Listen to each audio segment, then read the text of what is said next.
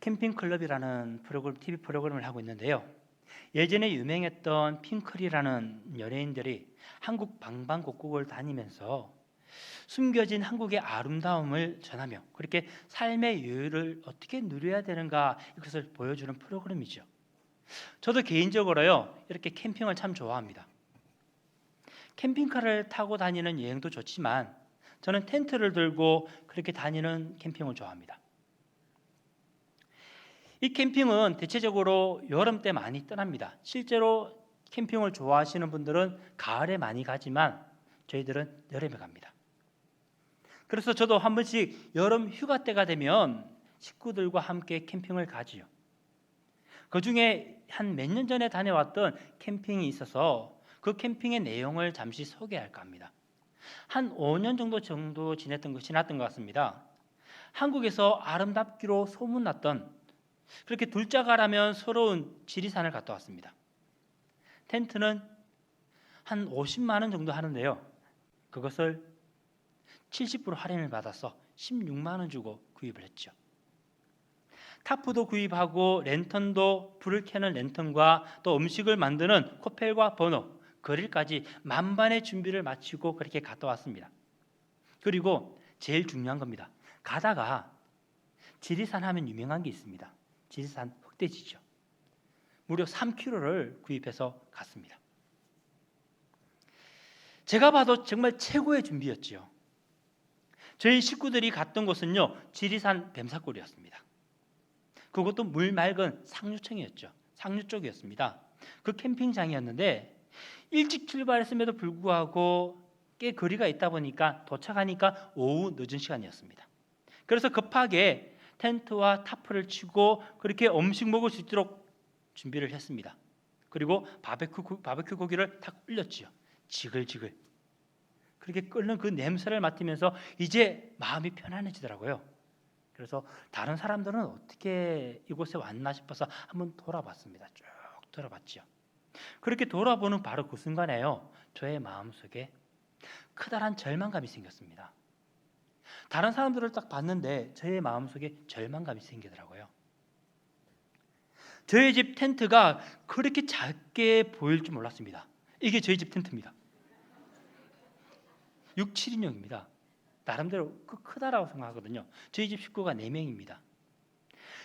4명이 쓰기에는 정말 충분한 텐트였습니다. 그런데요, 문제는 이웃집 텐트였습니다. 이게 실내입니다. 텐트 안에 가보니까 엄청나더라고요. 보니까요. 저희 집 텐트에 최소 3배에서 많게는 5, 6배 이상 크더라고요. 안에 보시면 별의별 게 다 있습니다. 음향시설, 영화관 같이 꾸며놓고요. 진짜 엄청난 것들 다 갖다 놓았더라고요. 정말 맑은 지리산이었습니다. 그것도 물이 가장 맑다라고 말하는 뱀사골 계곡이었습니다.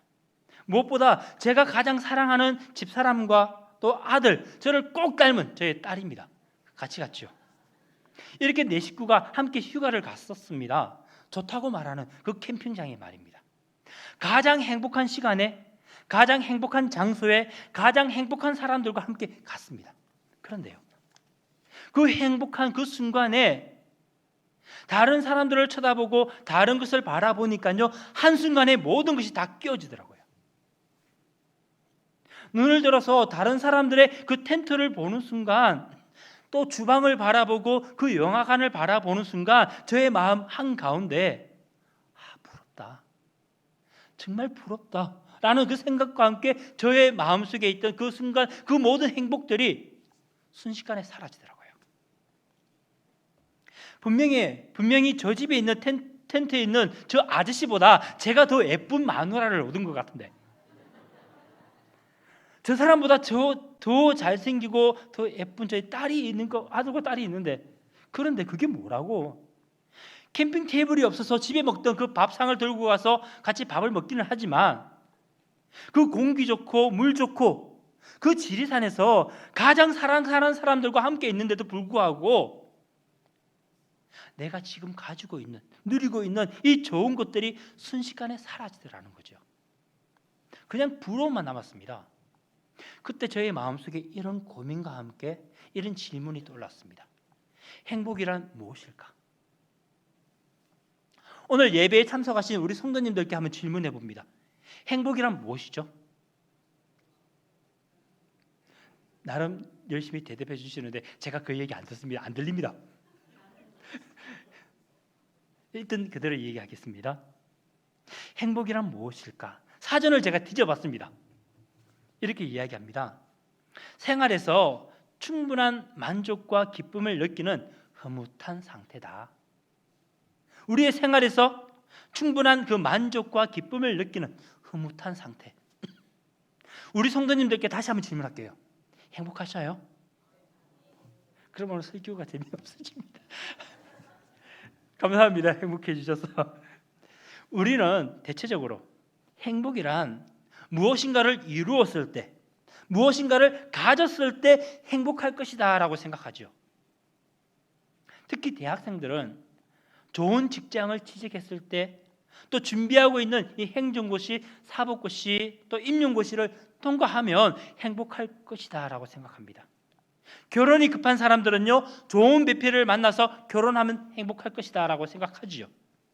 저는 솔직히 행정고시, 사법고시, 임용고시를 쳐보지 않았습니다. 그래서 그냥 패스할게요. 대신에 결혼해봤습니다. 그래서 자신 있게 이야기할 수 있습니다. 결혼하면 행복할 것 같지요. 저는 자신 있게 얘기할 수 있습니다. 결혼하면 행복합니다. 맞죠? 결혼이 주는 행복이 있지요. 또 결혼 후에 생기는 그 자녀들로 인하여 행복합니다. 그런데요, 결혼 전에 누렸던 그 모든 자유라든지 그 모든 것들은 사라집니다. 집사람의 간섭과요. 제 얘기 아닙니다. 집사람의 간섭과 또 가정의 행복을 위하여 나를 버리고 그렇게 가족을 맞춰가야 하는 그런 노력들, 자녀들의 대화하는 거 쉽지 않지요. 이게 말인지 당나귀인지 잘 모를 정도로 그런 의의를 구사하는 그 자녀들에게 맞춰줘야 되는, 놀이동산과 같은 그 기구보다 더 강도 높은 아이를 위하여 던지고 받아주는, 그러다 보니까 생기는 관절염들. 누군가는 가지고 싶었던 것을 가지게 되면 정말 행복할 것이다 라고 이야기합니다. 그런데 저는 이렇게 말하고 싶어요. 착각이라고 해요. 저에게는요, 보이시죠? 100만 원 정도 가량 했던 자전거 한 대가 있습니다. 저게 100만 원짜리입니다. 2008년도에 구입을 했습니다. 거짓말 조금 못했어요. 총알처럼 빠릅니다. 당시 살 때 얼마나 제가 좋아했는지 모릅니다. 기뻤는지 모릅니다. 물건이 없어서 서울까지 수소문해서 그렇게 택배로 받은 물건입니다. 그런데요, 지금 이 자전거 집에 있습니다. 그냥 집에 있어요. 한번 달라시면 힘듭니다. 그냥 집에 있어요. 2년 동안 한 번도 타지 않았습니다. 제가 만일에 이 10년 전에 샀던 이 자전거 때문에 지금도 행복해서 어쩔 줄 모르겠다, 그러면요, 제가 있어야 될 자리는 이곳이 아닐 것 같아요. 병원이나 이런 곳이 아니겠습니까? 다시 말하면 결코 우리에게 평생 만족을 주는 것은 아무것도 없다라는 겁니다. 물건을 더 가져서 행복하다, 그렇지 않다라는 겁니다. 우리 집이 삼성과 현대 거룩과 같이 돈이 많아서 걱정이 없다? 정말 돈만 있으면 행복할 것 같습니까? 모르겠습니다. TV에 나오는 그런 삼성과 또 현대의 그룹들, 그 자녀의 상속 문제들 기억합니다. 그것을 보면서 행복하다라고 좀 말하고 싶지 않아요. 결코 돈이 많으냐 적으냐가 우리의 행복의 기준이 될 수 없다라는 것이죠.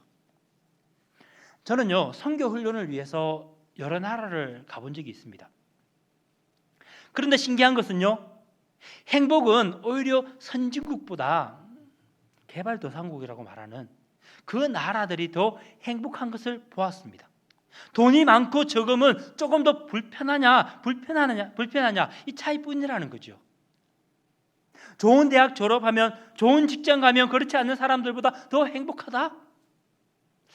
그런 것만은 또 아닌 것 같아요. 그렇다고 오해하지 마십시오. 제가 좋은 직장 필요 없습니다. 돈 필요 없습니다. 이런 이야기를 하고 싶은 것이 아닙니다. 지금 제가 하고 있는 이야기는요, 행복에 관한 이야기입니다. 이 땅에 수많은 사람들이 행복을 찾아 헤매고 있지만 이런 것들이 결코 저와 여러분들에게 행복을 주지 못한다. 그 이야기를 하는 것이죠. 그렇다면 행복이란 어떠한 것이며 어떻게 살아갈 때 행복이 주어질까요? 그때 휴가를 통해서 이 행복이 무엇일까라는 그 고민을 했고 그 고민의 답을 찾았습니다. 행복이란 내가 가지고 있는 이것이 얼마나 소중한 것인지 깨닫는 것이라고요. 지금 내가 누리고 있는 것, 내한테 있는 것, 이것이 얼마나 귀한 것인지 그것을 깨달을 때요, 그때 행복이 있다라는 겁니다. 그것을 내가 지켜나가고 그것을 붙들고 나아갈 때 저희들에게 행복이 주어진다라는 거죠. 절대 남과 비교해서 행복이 주어지지 않습니다. 다시 한번 말씀드립니다. 남과 비교해서 행복이 주어지지 않는다라는 거죠. 나에게 이 가족이 있다라는 사실이 얼마나 귀한 행복인지 모릅니다. 나에게 이 두 손이 있고요, 두 발이 있다라는 거에 얼마나 행복한 조건인지 모르겠습니다. 나에게 오늘 내일 하는 그러한 인생이 아니라 정말 무엇이든지 도전할 수 있는 이 건강이 있다라는 것이 얼마나 행복한지 모르겠어요. 나에게 주어진 이것들 안에서 행복을 찾지 못하고요, 다른 무엇인가를 끊임없이 그렇게 다른 것을 찾아간다라면, 그렇게 이루어야지만, 가져야지만 행복할 수 있다라고 생각하신다라면요, 자신 있게 말씀드립니다. 그 사람은 결코 행복할 수 없어요. 저는요, 이 두 팔이 있고 두 다리가 있다라는 게 얼마나 감사한지 모르겠어요. 가고 싶은 것 마음대로 갈 수 있고요, 하고 싶은 것 마음대로 할 수 있고. 행복은 절대 멀리 있지 않습니다. 내 자신을 돌아볼 때요, 나에게 주어진 이것이 비록 작은 것이라 할지라도 그 소중함을 깨닫게 되었을 때 진짜 행복은 주어지는 겁니다. 오늘 예배 드리는 저와 여러분들, 오늘 모든 성도님들 행복하신 분들입니다. 예배 드리고 싶을 때요, 이렇게 걸어서 나올 수 있다라는 게 얼마나 기쁜 것인지 모릅니다. 다시 한번 말씀드릴게요. 저와 여러분들은요, 진짜 행복한 사람들입니다. 아멘. 이 행복 생각하며 오늘 하루도 그렇게 행복하게 살아가는 저와 여러분 되시기를 간절히 소망합니다. 아멘. 그런데요, 이 땅을 살아가면서 솔직히 그렇습니다. 서로 비교하지 않고 살아가겠다, 그렇게 결단했지만 이거 정말 힘듭니다. 그렇지 않습니까?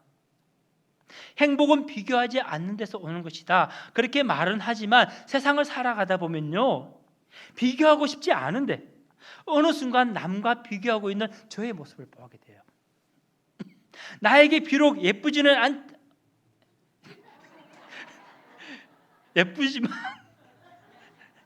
상냥한 따뜻한 여자친구 또는 마누라가 있는데 내 앞에 있는 다른 그 마누라가 더 착해 보이고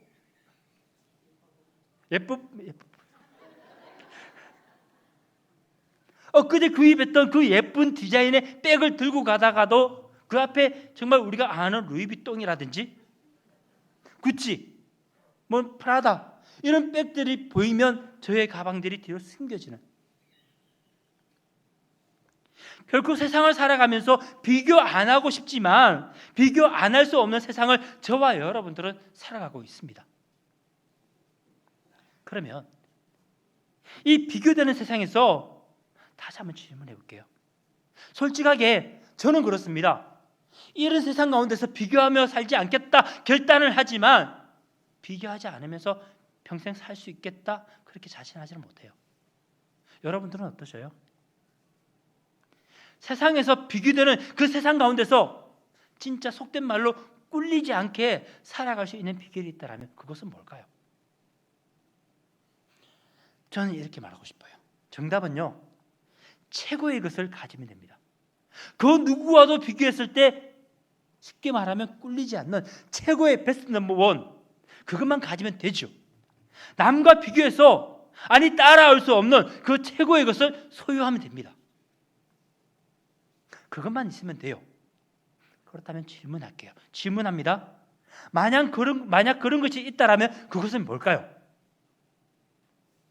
뭐겠습니까?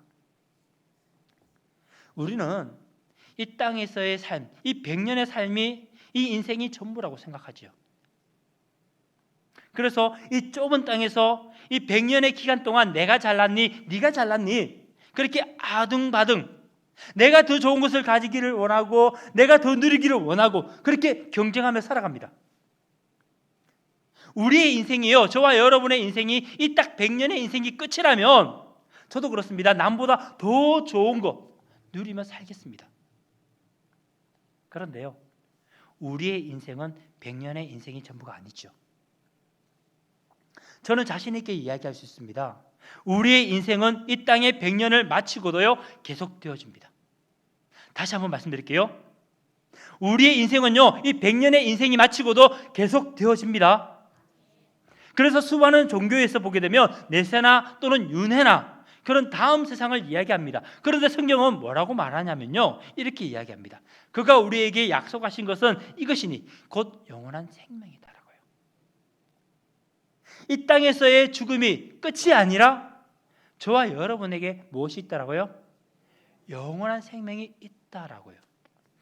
그리고 이 죽음 뒤에는 반드시 심판이 있고요, 그 심판 뒤에는 천국과 지옥이 있다라고 성경은 저와 여러분들에게 이야기하지요. 우리가 이 땅에서 이 100년을 살고 죽은 후에 정말 아무것도 없다 그러면요, 저 진짜 마음대로 살겠습니다. 그러나 정말 천국과 지옥이 있다라면 우리는 어떻게 살아야 되겠습니까? 세상의 과학은 말하지요. 세상이 저절로 만들어졌다라고요.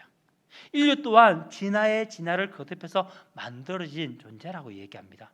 우주가 우연히 폭발을 통해서 그렇게 별들이 생성되어졌고 그 별들 가운데 우연히 지구에서 그 생명체가 만들어졌다라고요. 이 말을 쉽게 말하면 이렇게 말할 수 있습니다. 사진 한번 볼게요. 설악산에 가보면 울산바위라고 있습니다. 혹시 아시죠? 저 큰 바위입니다. 저 큰 바위를 누군가가 영차 밀어서 굴러 떨어뜨렸습니다. 실제로 밀 수 있는 사람도 없겠지만 그렇게 떨어졌다고 가정합시다. 그 바위가 구르다 보니까 여기 부딪히고 저기 부딪히다 보니까 끼어지고 쪼개지고 또 그 사이에 철 성분도 들어가고 유리 성분도 들어가겠지요. 이렇게 저렇게 하다 보니까 결국 땅에 딱 떨어졌는데 63 빌딩이 딱 하고 만들어졌다. 어떻게 생각하셔요? 저 바위를 굴러 떨어뜨리니까 결국 땅에 떨어져서 63 빌딩이 되었다. 어떻게 생각하셔요? 이것이 가능한 일인가요? 우연히 분자들이 모여서 아미노산이 되고 그 아미노산이 모여서 특별한 반응을 통해서 단백질이 되어지고 이 단백질들이 또 모여서 코아세르베이트라는 것이 만들어지고 또 이것들이 모여져서 세포를 이루고 그 세포가 또 우연히 반응을 해서 미토콘드리아가 되어지고 미토콘드리아가 결국 생명체가 되어져서 결국 어떻게 해서 저와 여러분이 만들어졌다. 이게 가능한 일인가요? 아니, 살아있는 생명체도요 그렇습니다. 자연이 가만히 놓아두면요 늙어지고요 부패되어 가고 썩어버립니다. 울산의 바위가 굴러 떨어져서 63 빌딩이 된다라는 말도 안 되는 이야기죠. 진화론은요 이것보다 더 신빙성이 없어요. 믿을 수 없다라는 겁니다. 성경은 태초에 이렇게 말씀하셔요. 하나님이 천지를 창조하셨다라고요. 천지와 인류는요 누군가에 의해서 만들어졌다라는 겁니다. 그 사실을 성경은 우리에게, 저와 여러분들에게 이야기합니다. 다시 말하면 하나님께서는 우리의 인생이 이 100년의 삶으로 끝이 나지 않는다라고 이야기하죠. 죽음 이후에 천국과 지옥이 있다라고 이야기합니다.